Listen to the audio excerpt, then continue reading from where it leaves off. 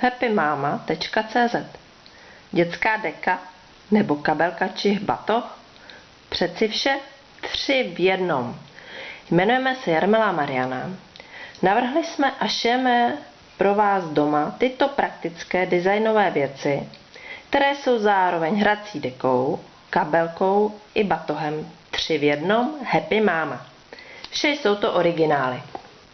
A jak dětská deka Happy Mama funguje? Deku rozložíme, položíme na ní naši holčičku či chlapečka a hračky. Rozložit můžeme Happy Mamu kdekoliv.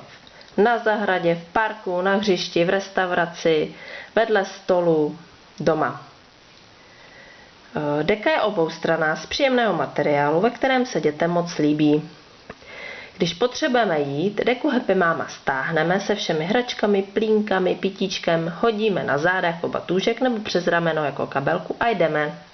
Pokud se vám naše deka, batoh, kabelka Happy Mama líbí, objednejte si ho v e-shopu www.happymama.cz.